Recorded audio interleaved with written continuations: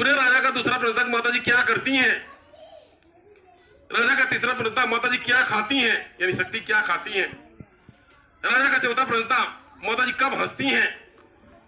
राजा का पांचवा अंतिम प्रश्न था कि सुख शांति कैसे प्राप्त हो सकते हैं। राजा का 5 प्रश्न था। राजा के मन में 5 प्रश्न बन गया।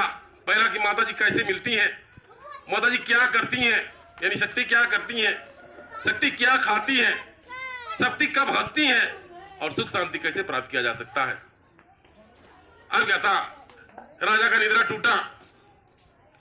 राजा विचार करने लगा कि मेरे मन में यह कारण प्रश्न नहीं बना, जैसे कुछ कारण होगा। पहले राजा स्वयं उस प्रश्न को खोजने का पत्र किया, लेकिन नहीं पा पाया। प्रातः काल हुआ, मंत्री को बुलाया। मंत्री मेरे 5 प्रश्न उत्पन्न हो गया। मेरा पहला प्रश्न कि माता जी कैसे मिलती हैं, राजा का पहला प्रश्न था माता जी कैसे मिलती हैं।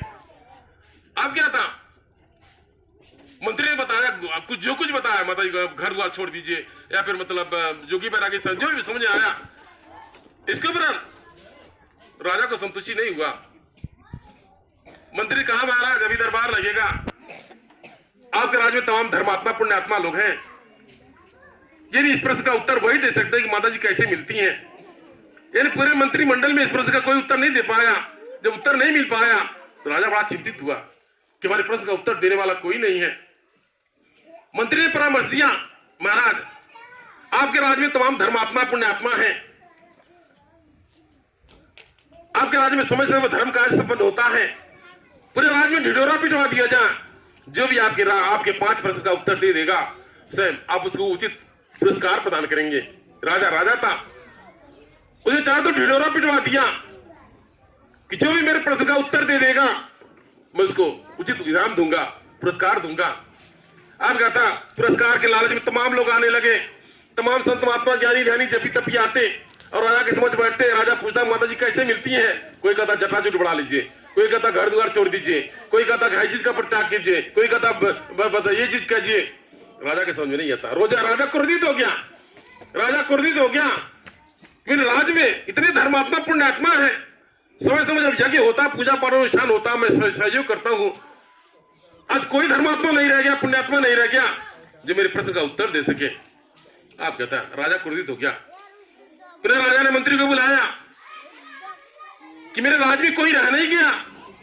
आप क्या था, मंत्री ने पूरा परामर्श दिया महाराज अब पुरस्कार की राशि और बढ़ा दीजिए, हो सकता है कि पुरस्कार की राशि में लालच में और कोई आपका प्रश्न उत्तर दे। अब कहता राजा का प्रश्न इतना विकट था कि उस प्रश्न का उत्तर देना असंभव था, उस प्रश्न का उत्तर दे पाना बड़ा असंभव था। आप क्या था, राजा ने पूरा ढिढोरा पिटवा दिया कि जो भी मेरे 5 प्रश्न का उत्तर देगा मैं आधा राजपाट प्रदान कर दूंगा। आप क्या था, अब पुरस्कार के लालच में तमाम लोग चल करके आते। राजा पूछता कि माता जी कैसे मिलती हैं, कोई कुछ बताता। राजा क्रोधित हो गया। जो लोग प्रश्न का उत्तर देने के लिए आते स्वयं उसको कारागार में बंदी बना लेता।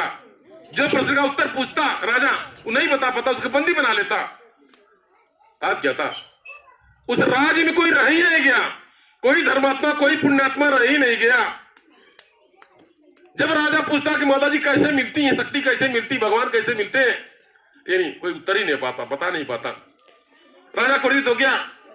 एक एक करके सभी राज्य जितने लोग आते सबको कारागार में बंदी बनाता जाता। जब इस राज्य में कोई रह ही नहीं गया, कोई धर्मात्मा पुण्यात्मा नहीं रह गया, तो राजा को चिंता हुआ कि मेरे राज्य में कोई नहीं रह गया, कोई संत महात्मा ज्ञानी ध्यानी जपी तपी नहीं रह गया जो मेरे प्रश्न का उत्तर दे सके। राजा ने हट किया कि मेरे 5 प्रश्न का उत्तर नहीं मिलेगा तो अपने आप को काट के चढ़ा दूंगा, माता के चरण में बलि चढ़ा दूंगा। राजा ने हट कर लिया कि अगर मेरे 5 प्रश्न का उत्तर नहीं मिलेगा तो मैं अपने आप को चढ़ा दूंगा, माता के चरण में चढ़ा दूंगा। कहा जाता माता जी सिंहासन डगमगा गया। जब कोई सचमुच हृदय से मन से संकल्पित हो जाता है माता उसकी मनोकामना को अवश्य पूरा करती है।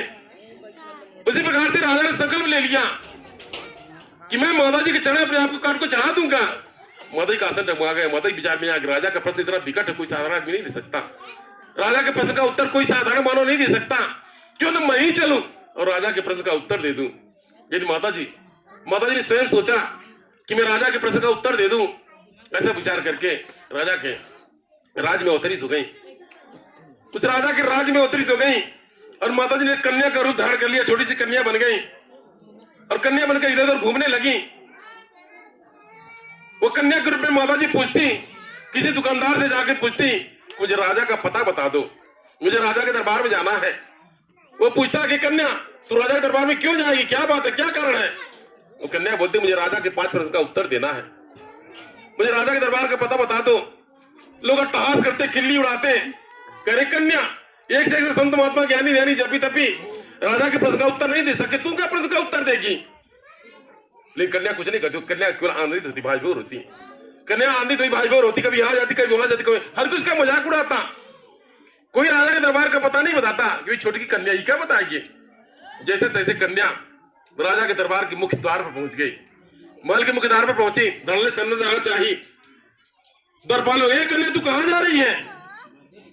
कन्या ने सपाक से उत्तर दिया, मैं राजा के 5 प्रश्न का उत्तर देने जा रही हूं, इसलिए उन द्वारपालों ने रोका। अरे कन्या तो छोटी सी कन्या है, राजा बड़ा क्रूर हो गया है, यानी तू 5 प्रश्न का उत्तर नहीं दे पाएगी, वो तुझे बंदी बना लेगा और तेरे माता पिता तुझे खोजेंगे, इसलिए तू चली जा, अपने घर चली जा, तू प्रश्न का उत्तर नहीं दे सकेगी। दोनों द्वारपालों ने उसको रोका, लेकिन कन्या नहीं माना। आदेश था, राजा के प्रश्न का उत्तर कोई भी दे सकता था। कन्या दूसरे द्वार पर पहुंच गई, एक द्वार को पार करके दूसरे द्वार पर पहुंची। सामने राजा का सिंहासन लगा हुआ था, दरबार लगा हुआ था, राजा सिंहासन पर बैठा था, वहां भी द्वारपाल का पहरा था। कन्या धड़ल्ले से अंदर जाने पूरा द्वारपाल, कन्या तू कहां जा रही है? कन्या ने कहा, मैं राजा के प्रश्न का उत्तर देने के लिए जा रही हूं। आप क्या था? उन दोनों सैनिकों सिपाहियों ने कहा, अरे कन्या राजा बड़ा क्रूर, बड़ा निर्दयी हो गया है, वह किसी को नहीं छोड़ रहा है। अगर तू राजा के 5 प्रश्न का उत्तर नहीं दे पाएगी, राजा तुझे भी बंदी बना लेगा और तुझे सदा के लिए कारागार में रहना पड़ेगा, इसलिए तू चली जाए। बारंबार नोक झोंक होता रहा, लेकिन कन्या नहीं मानी। तब राजा ने देखा, दूर से देखा, अपने आसन से देखा, क्योंकि कोई कन्या मुझसे मिलना चाह रही है। राजा ने देखा कोई कन्या मुझसे मिलना चाह रही है। राजा ने उस कन्या को आदेश दिया, अपने पास बुलाया। कन्या को देखकर राजा की जी धक्के से हो गया, लग रहा कहीं माता जी है। कन्या इतनी सुंदर दिव्य लौकिक थी, कन्या को देखकर जी धक्के से हो गया, कहीं माता